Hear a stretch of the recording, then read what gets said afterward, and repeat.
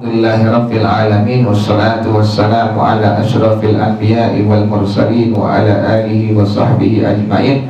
Qala Syekhul Imamul Muallif rahimahullah wa adama an-naf'a bihi wa barakati ulumihi wa bikum fid dharain amin. Qala radhiyallahu ta'ala anhu. Ini masih bicarakan tentang khutbah dalam madhab al-Imam Abu Hanifah radhiyallahu anhu.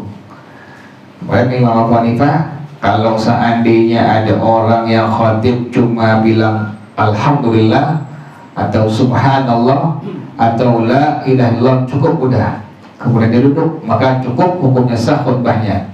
Karena itulah pendapat daripada beliau, bahwasanya yang disebut dengan khutbah itu aja, paling kurang itu aja, paling kurang adalah mengucapkan kalimat alhamdulillah atau subhanallah atau la ilaha illallah, tapi makruh.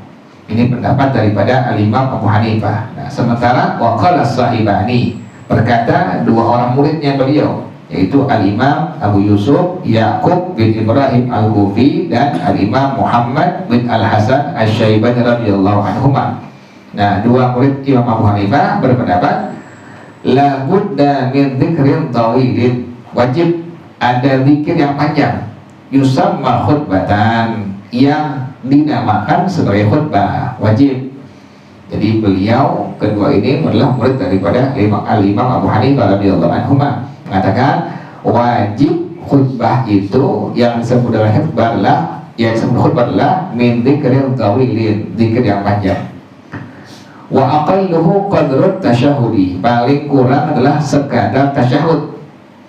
Li'anna al-khutbata hiyal wajibatu, khutbah hukumnya wajib. Wat tasbihatu wat tahmid tahmidatu la tusamma khutbatan, satu kali tasbih subhanallah doang atau satu kali tahmid. Jadi kalau ada ta disebut dengan lil marrah, tuh begitu bahasa Arab tuh. Wat tasbihatu, kalau kita bilang wat tasbih, tasbih umum, tapi kalau dibilang wat tasbihatu, sekali tasbih. Darbun, pukulan. Tapi kalau dibilang darbatan, sekali pukul, lain tuh. Jadi ada kalimat dorban, ada dorbatan. Dorabtu dorbatan, saya mukul sekali. Tapi kalau kita bilang dorabtu dorban, saya mukul bisa berkali-kali. Itu adanya tak marbutoh, fungsinya lil marrah. Sama kayak ini deh. Wat tasbihatu awit tahmidatu, sekali tasbih atau sekali tahmid adalah la tusamma khutbatan, tidak dinamakan sebagai khutbah.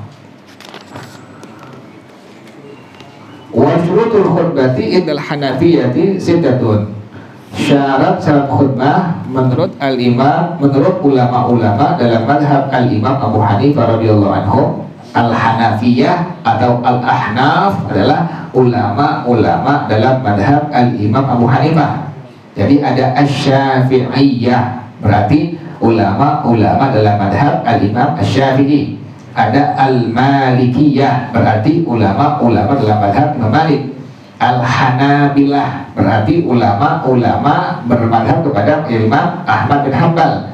Ada lagi di sini adalah al-Hanafiyah atau al-Ahnaf. Boleh kita bilang al-Hanafiyah, nanti ketemu kitab lain al-Ahnaf, sama tadi juga. Al-Hanafiyah atau al-Ahnaf, ulama-ulama dalam madhab al-Imam Abu Hanifah radhiyallahu anhu. Nah, syarat khutbah pada madhab pendapat dari ulama-ulama dalam madhab al-Imam Abu Hanifah radhiyallahu anhu ada 6. Yang pertama, antakuna qabla sholati, khutbah sebelum sholat Jumat. Wa bil qasdil khutbati, yang kedua niat khutbah. Wa fil waqti, kemudian waktunya, waktu zuhur, waktu Jumat. Kemudian wa an yasma'aha wahidun mimman tan'aqidu bihimul jumu'atu al-aqalli fi sahihi, bahwa diperdengarkannya khutbah kepada satu orang dari orang yang sah Jumat dengannya atas yang paling kurang pada pendapat yang sahih, Jumu'ah. Jadi bukan Jumat tapi Jumu'ah tuh. Kok nggak sah kalau seandainya ada orang yang niatnya aku niat sholat fardu Jumat, karena bandingannya sama dengan zuhur. Kalau ada orang yang niatnya ada zuhur, ada zohor, ada lohor, zuhur itu bahasa agama, lohor, zohor bukan bahasa agama. Jadi kalau ada orang yang niatnya aku niat salat fardu zohor atau aku niat salat fardu lohor, nggak sah. Sama dengan Jumat dengan Jumu'ah, bahasa agama adalah Jumu'ah bukan Jumat. Jumat bahasa Indonesia. Jadi kalau ada orang yang niatnya aku niat sholat fardu Jumat, maka dihukumkan tidak sah sholat Jumatnya. Jadi harus niatnya aku niat sholat fardu Jumu'ah. Jadi syarat yang berikutnya adalah khutbah itu didengar oleh satu orang yang sah Jumat dengannya atas yang paling kurang pada pendapat yang sahih. Fayakfi huduru abdin aw maridin aw musafirin walau junuban. Maka sahlah cukuplah hadir satu orang budak atau orang yang sakit atau musafir sekalipun dalam keadaan junub. Boleh, sah udah. Satu orang budak doang yang hadir boleh, atau orang yang sakit boleh, atau musafir boleh, sekalipun junub diperbolehkan. Wala tasihhu bi huduri sabiyyin aw imra'atin faqat. Tidak sah Jumat dengan hadirnya anak kecil atau perempuan saja, nggak sah. Jadi harus laki-laki, baik laki-lakinya budak atau laki-lakinya lagi sakit atau musafir, sekalipun junub maka diperbolehkan dan sah dalam madhab al-Imam Abu Hanifah radhiyallahu anhu. Wala yushtaratu sama'u jama'atin. Tidak menjadi syarat yang dengar semua, enggak. Dalam madhab beliau al-Imam Abu Hanifah radhiyallahu anhu, yang dengar satu cukup, enggak mesti seluruh jamaah dengar. Yang dengar satu orang sudah cukup. Disebutnya adalah sah dalam madhab al-Imam Abu Hanifah radhiyallahu anhu. Wa yushtaratu aidan an la yafsila fasilun kathirun ajnabiyyun. Dan menjadi syarat pula tidak boleh dipisahkan oleh sesuatu yang banyak yang lain. Contohnya apa? Katana wuli idain, seperti katana wuli ghadain, seperti makan siang dulu, makan siang baru khutbah lagi. Itu apa? Tidak diperbolehkan dalam madhab al-Imam Abu Hanifah radhiyallahu anhu. Augusulin bainal khutbati wassalati, atau mandi di antara khutbah dan Jumat, itu tidak diperbolehkan. Jadi antara khutbah yang pertama dengan khutbah yang kedua, dia mandi dulu, dia mandi baru kemudian khutbah lagi yang kedua, tidak diperbolehkan. Itu disebutnya dengan an la yafsila fasilun kathirun ajnabiyyun. Fa'in wujida, kalau seandainya dipisahin, habis khutbah dia makan siang dulu, khutbah lagi, atau habis khutbah yang pertama dia mandi dulu baru kemudian khutbah lagi. Kalau ada seperti itu, wa'idatul khutbatu, khutbahnya wajib diulang dalam madhab al-Imam Abu Hanifah radhiyallahu anhu. Kenapa demikian? Libut la khutbatul ula, dikarenakan batal khutbah yang pertama. Wala yustaratu ittihadul imam al-khatibi. Tidak menjadi syarat harus sama antara imam dengan khatib. Dalam madhab al-Imam Abu Hanifah, imam dengan khatib orangnya boleh lain. Dalam madhab al-Imam Abu Hanifah radhiyallahu anhu, imam dengan khatib orangnya boleh lain. Sementara nanti sebutkan tuh dalam madhab kita, madhab al-Imam Syafi'i radhiyallahu anhu adalah bahwasanya siapa yang menjadi khatib maka dialah yang sunnah untuk menjadi imam. Sementara dalam madhab al-Imam Abu Hanifah radhiyallahu anhu tidak menjadi syarat samanya imam dengan si khatib. Jadi boleh yang menjadi khatib si A, yang menjadi imam si B, diperbolehkan dalam madhab al-Imam Abu Hanifah karena tidak menjadi syarat. Lakin la yanbaghi an yusalli ala al-khatibi. Tapi tidak setianya bahwasanya yang menjadi imam bukan khatib. Emang nggak apa-apa dalam madhab al-Imam Abu Hanifah, nggak apa-apa.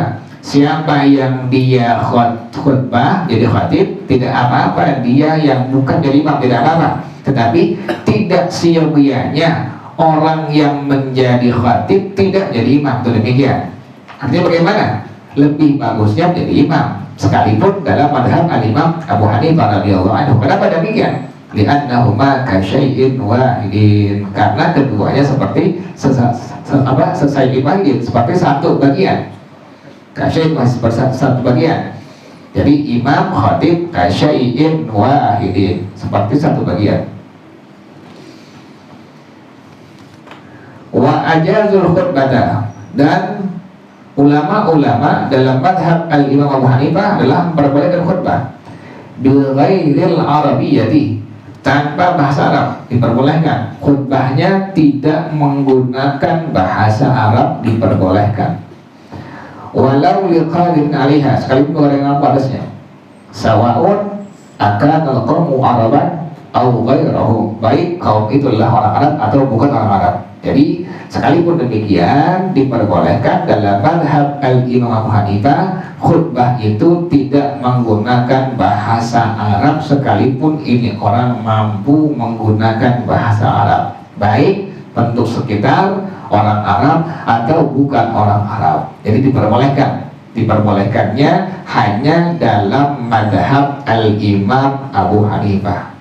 Ngajar pulang capek. Wa yabda'u qabla khutbati ats-tsaniyati bita'awudz syarran. Wa yabda'u qabla khutbati ats-tsaniyati bita'awudz syarran. Dan seorang khatib itu memulai sebelum khutbah yang kedua dengan ta'awudz syarran, secara sir. A'udzu billahi minasyaitonir rajim, baru khutbah yang kedua. Demikian dalam madhab al-Imam Abu Hanifah radhiyallahu anhu, maka si khatib itu sunnah sir, baca a'udzu billahi minasyaitonir rajim, baru khutbah yang kedua. Ya, kalau ketemu ada orang yang begitu, ini berarti ini orang madhabnya madhab al-Imam Abu Hanifah radhiyallahu anhu tuh. Karena beliau ini sebelumnya mengucapkan kalimat ta'awuz tuh. Ta'awuz dulu sir, baru kemudian khutbah yang kedua, maka kita tahu ini orang madhabnya madhab daripada al-Imam Abu Hanifah radhiyallahu anhu. Tsumma yahmadullah ta'ala wa sana alaihi, kemudian dia puji Allah, wa ya'ti bi syahadataini, kemudian dia mengucapkan dua syahadat, wassalati ala nabi sallallahu alaihi wasallam, kemudian mengucapkan salawat untuk Nabi sallallahu, kemudian wala izati, kemudian ada izah, ada nasihat, wa tadhkiri, ngingetin orang. Jadi nggak ada isinya ngebahas covid, ngebahas politik, nggak ada. Al-izah wa tadhkir. Wa yundabu dzikrul khulafa'ir rasyidin wal ammaini Hamzah wal Abbasi, disunnahkan menyebutkan al-khulafa'ir rasyidin, Sayyidina Abu Bakar, Sayyidina Umar, Sayyidina Utsman, Sayyidina Ali, itu disunnahkan demikian. Dan disebutkan juga dua paman Rasulullah, yaitu Sayyidina Hamzah dengan Sayyidina Abbas radhiyallahu anhuma. Ini dalam madhab al-Imam Abu Hanifah. Jadi si khatib boleh berkhutbah menggunakan selain bahasa Arab sekalipun khatibnya mampu, baik penduduk sekitarnya orang Arab ataupun orang Arab. Kemudian si khatib sebelum khutbah yang kedua sunnah membaca ta'awuz sir, kemudian baca hamdalah, baca syahadatain, baca salawat, kemudian al-ilah, nasihat, at-tadhkir, ngingetin orang akan urusan akhirat. Kemudian si khatib disunnahkan untuk menyebutkan al-khulafa'ir rasyidin dan dua paman Nabi, yaitu Sayyidina Hamzah dengan Sayyidina Abbas radhiyallahu anhuma.